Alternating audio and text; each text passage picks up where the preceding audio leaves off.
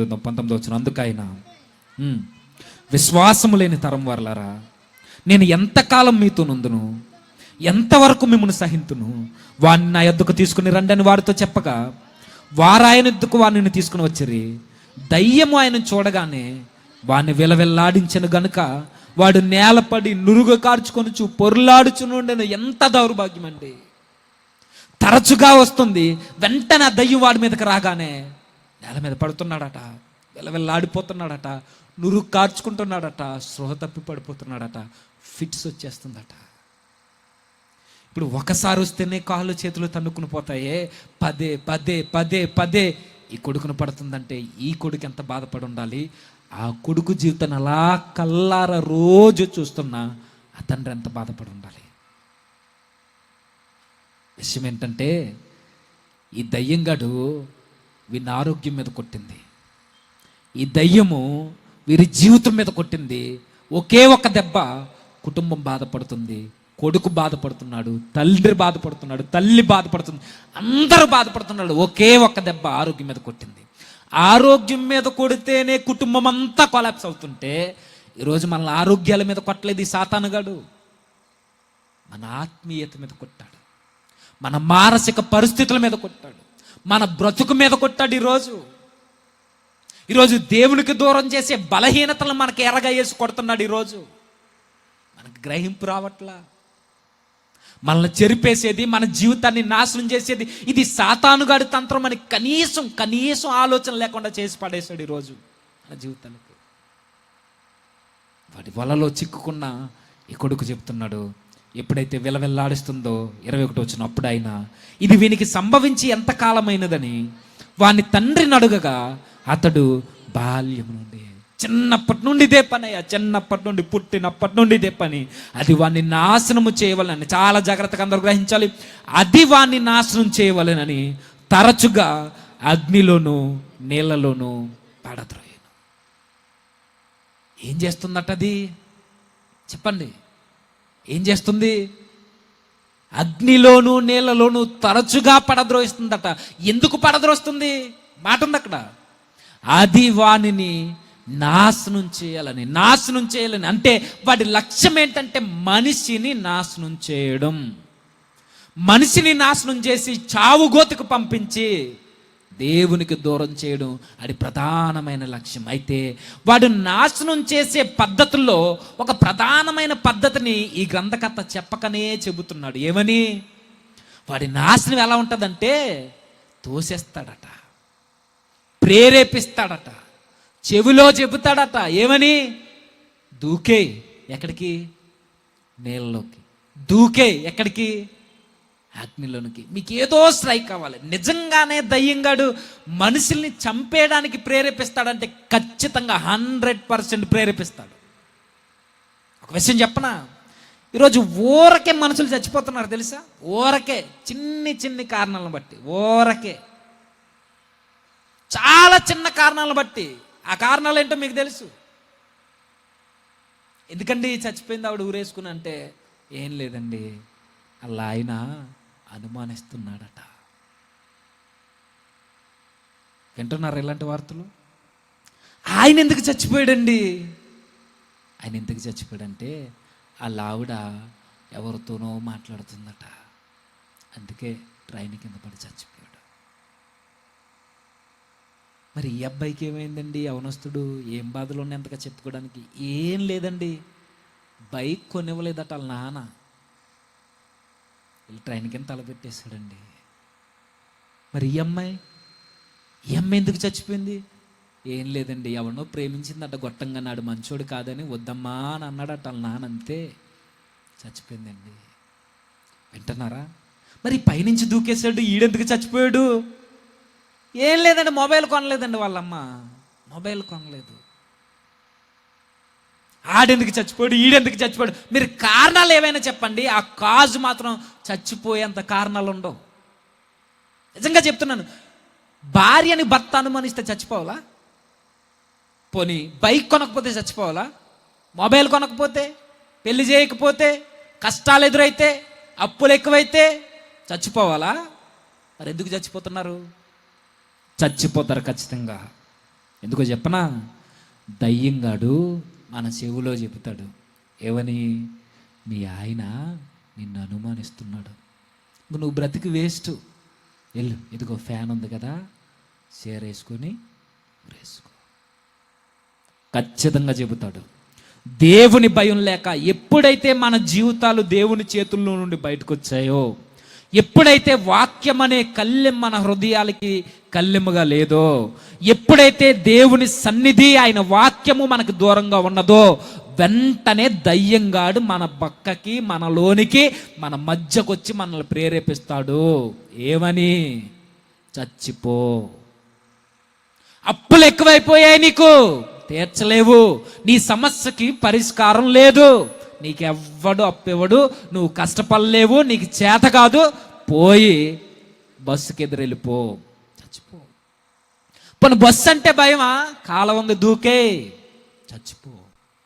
ఖచ్చితంగా చెబుతుంది. ఇది దీని ప్రధానమైన ఉద్దేశమే ఇది. ఒక విషయం చెప్పనా? ఇది ప్రేరేపించడానికి కులాలు చూడదు, మతాలు చూడదు, దీనికి అసలు లింగభేదం లేదు. పెద్దోడు, చిన్నోడు, పొరుగోడు, ఈ నలుపు తెలుపు ఈ వ్యత్యాసం ఏమీ లేదు. ధనవంతుడు, పేదోడు, ఏది లేదు. అందరిని దులుమాడేస్తుంది, అందరిని మరణానికి అప్పగించడానికి పూనుకుంటుంది. చెబుతాడు వాడు, దూకే దూకే దూకే. చిన్ని కారణాలు బట్టి అండి, చిన్ని కారణాలు బట్టి. ఇదిగో నువ్వెవరితోనో మాట్లాడుతున్నావు అని మీ ఇంటికాడ తెలిసిపోయింది, నీ పరువు పోద్ది, చచ్చిపో. ఎంతమంది నాకు తెలిసిన నా సహోదరులు చచ్చిపోయారు. జస్ట్ అమ్మాయి పెళ్లి చేసుకోలేదని మోసగించిందని చచ్చిపోయారు.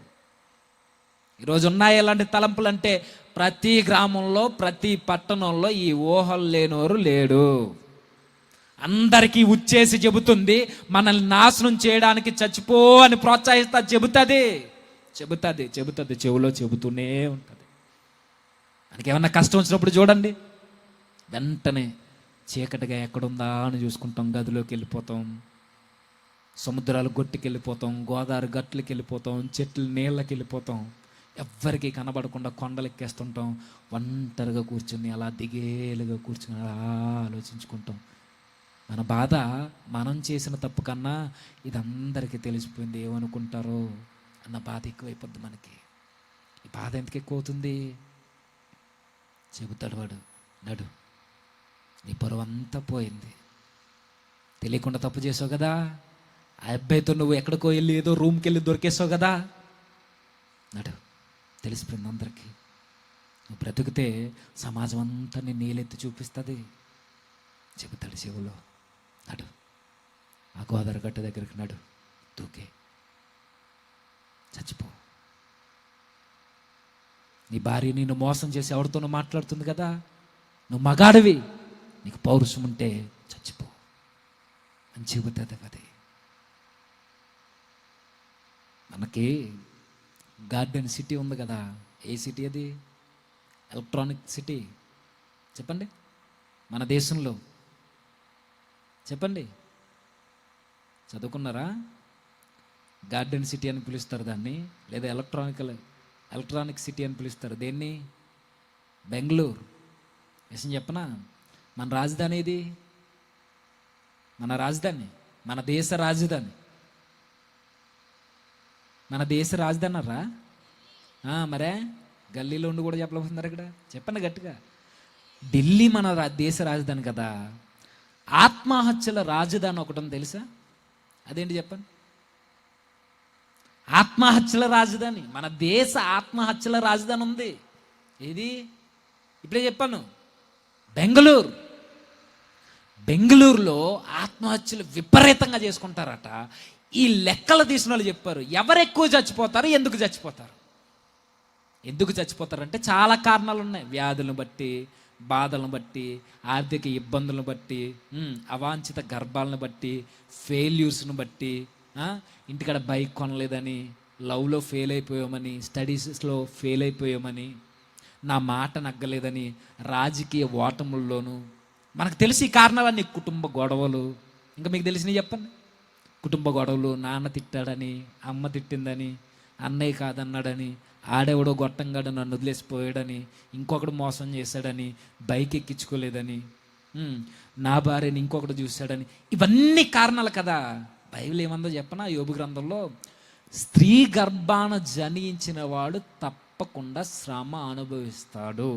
ఇది స్టేట్మెంట్. ఇది స్త్రీ గర్భాన ఉద్భవించిన ప్రతి నరుడు కష్టము శ్రమ అనుభవించాల్సిందే ఈ లోకంలో. అందరికంటే బాధలు, అందరికంటే కష్టాలు. అయితే మరి ఎందుకు చచ్చిపోతున్నారు అని అంటే ఇవి కారణాలు. అయితే మరి ఎవరు ఎక్కువ చచ్చిపోతున్నారు? దేశంలో సుమారుగా గంటకి 14 ఆత్మహత్యలు జరుగుతున్నాయి. గంటకి 14 అంటే రోజుకి ఎన్నో లెక్కేసుకోండి. అయితే ఇప్పుడు ఎవరు ఎక్కువ చచ్చిపోతున్నారు? 16 ఏళ్ల వయసు నుండి 45 ఏళ్ల వయసు మధ్యలో ఉన్నవారు 90% వీళ్ళ ఎక్కువ మంది చచ్చిపోతున్నారట. నిజంగా వీళ్ళేనంటే మనం అబ్జర్వ్ చేయండి, వీళ్ళే ఎక్కువ. మరి తర్వాత 60+, మరి తర్వాత ఈ 14 బిలో ఇయర్స్ ఉంటారు కదా, 14 సంవత్సరాలకు ముందు, 1, 2, 3, 4, 6 సంవత్సరాల నుంచి 14 వీళ్ళ తర్వాత అంటే ఎక్కువ మెజారిటీ ఎవరు చచ్చిపోతున్నారు? 16 సంవత్సరాల నుండి 45 సంవత్సరాలు. వీళ్ళకి ఎంత బాధే ఉంది? పోనీ ఈ ప్రపంచంలో వారికే అంత కష్టాలు ఉన్నాయంటే మీకు లేవా కష్టాలు? నాకు లేవా ఇబ్బందులు? ఎవరున్నారు చెప్పండి? నాకు ఏ ఇబ్బంది లేదు, రోగం లేదు, ఆర్థిక ఇబ్బంది లేవు, కుటుంబ కలహాలు లేవు, నాకు అన్నీ బాగున్నాయని చెప్పుకునేవారు ఎవరున్నారు? ఎవ్వరు లేరు. బైబిల్ అన్నది యోబు గ్రంథంలో స్త్రీ గర్భాన పుట్టినడు అంటే ప్రతి మనిషి ఈ లోకంలో కష్టం అనుభవించాల్సిందే. చివరికి ముఖేష్ అంబానీ కొడుక ఆయనైనా ఎవరైనా ఎంత ఆస్తున్నా, ఎంత జ్ఞానం ఉన్నా, ఎంత ఉద్యోగస్తులమైనా ఖచ్చితంగా శ్రమ అనుభవించాలి, కష్టాలు పాలవ్వాలి. మరి ఎందుకు చచ్చిపోతున్నారనంటే చచ్చిపోవడానికి వీళ్ళని ప్రేరేపించడానికి సాతానుగాడికి అవకాశం ఇస్తున్నారు. వాడు చెబుతున్నాడు మనకి, చచ్చిపో, లైఫ్ ఏం సాగుద్ది, నీ సమస్యకి పరిష్కారం లేదు, చచ్చిపో, తెలిసిపోయింది అందరికీ, చచ్చిపో, మోసపోయో చచ్చిపో. ఇవన్నీ మనకు వినబడుతున్నాయనంటే నువ్వు గుర్తుంచుకో, సాతానుగాడు నీలో తెస్టేసుకుని కూర్చున్నాడని, దయ్యంగా నీకు చెబుతున్నాడని మాత్రం మర్చిపోవద్దు. వాడి లక్ష్యమే అది, మనల్ని నాశనం చేయడానికి. అవసరమైతే వాడే పక్క నుండి నెట్టేస్తాడు నువ్వు అవకాశం ఇస్తే. వాడే పక్క నుండి వేసేసుకొని తాడు బిగించేస్తాడు వాడు గొంతుకి. ఏదో అనుకుంటున్నారు మనం అంటే, వాడు చెబుతున్న దానికి మీరు స్థానం ఇచ్చారంటే అదే చెబుతుంది మీ జీవితంలో దేవునికి స్థానం ఇవ్వలేదని, మీ జీవితంలో వాక్యం అనే విలువలు లేవని అక్కడే అర్థమైపోతుంది. సన్నిధి కంటే వెళ్తున్నాం తప్ప, క్రైస్తవులు మనం చెప్పుకుంటున్నాం తప్ప, మన జీవితాల్లో క్రీస్తు లేడని మీ యాటిట్యూడ్ చెబుతుందని మాత్రం మర్చిపోకండి. ఎంత దారుణమైన పరిస్థితి అండి. రోజు దోచేస్తుందట, చంపేలను చూస్తుందట.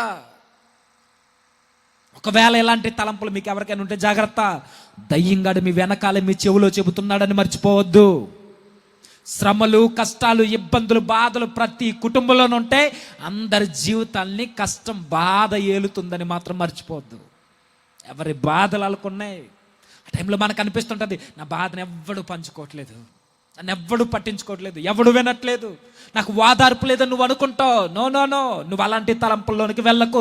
ఒకవేళ అలాంటి తలంపులు వస్తే, నేను అంటున్నాను, ఒకవేళ మీలో ఎవరికైనా మీ బాధలను బట్టి, మీ ఇబ్బందులను బట్టి, ఆర్థిక పరిస్థితులు, అప్పులను బట్టి, అనారోగ్య పరిస్థితులను బట్టి చచ్చిపోవాలనే తలంపు వస్తే ఫస్ట్ నువ్వు గుర్తుంచుకోవాల్సింది ఇది దయ్యంగాడి ఆలోచన.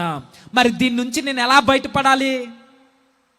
మంచి సలహాదారులను ఎత్తుక్కో, మంచి స్నేహితుల్ని సంప్రదించు, దేవుని సన్నిధికి దగ్గరగా నీ జీవితాన్ని జరుపుకో, దేవుని వాక్యానికి నీ హృదయంలో చోటివ్వు, దేవుని వాగ్దానాల్ని నువ్వు నమ్ము.